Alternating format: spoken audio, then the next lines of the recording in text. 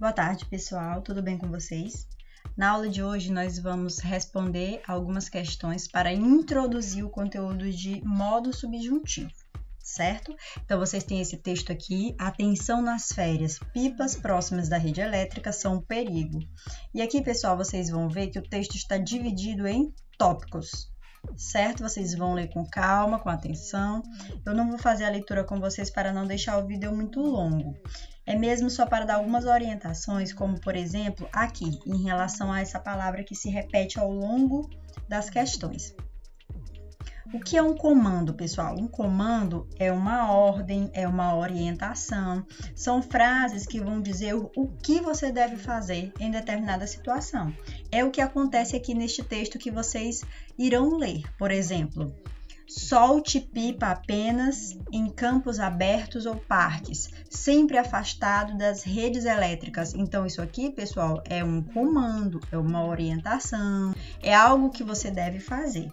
Então, quando vocês se depararem aqui com a palavra comando, vocês já vão saber o que é o comando, certo? Primeira questão. O trecho que estamos analisando é estruturado em itens e contém recomendações. Em cada item há um comando ou ordem, isto é, uma parte em que se diz aquilo que o leitor deve fazer para evitar acidentes. O que o brincante deverá fazer, letra A, em caso de relâmpagos? Você vai voltar lá no texto, vai ver o que é orientado para a pessoa fazer caso ocorram relâmpagos e ela esteja soltando pipas. Segunda questão. Entre as recomendações de segurança, apenas uma não apresenta um comando ou ordem direto. Aí você vai dizer qual é. Então, você vai ler aqui o texto e vai observar qual destes itens aqui não é um comando, certo? Você precisa ler com calma para que você compreenda qual deles não é um comando.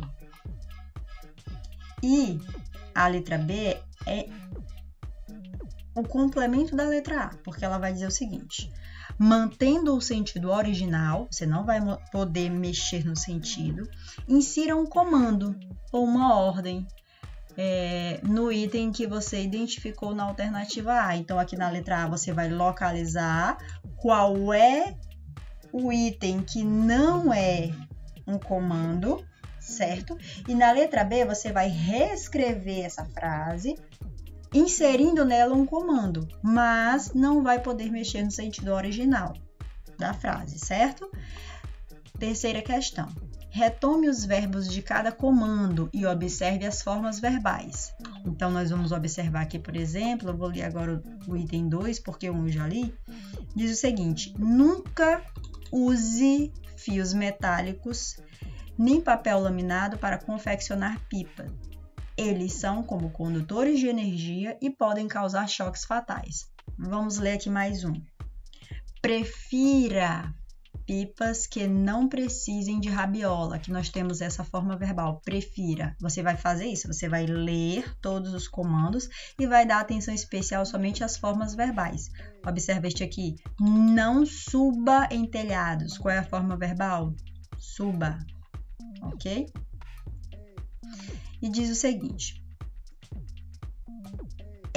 essas formas verbais, estão no modo indicativo, que é aquele que indica um fato certo, é aquele que indica certeza. No modo subjuntivo, que é aquele que indica uma hipótese, dúvida ou incerteza. Ou no modo imperativo, que é aquele que indica uma ordem, um pedido, um conselho ou uma orientação. Qual é a resposta correta? E letra B de bola e última, a quem o autor se dirige ao empregar estas formas verbais?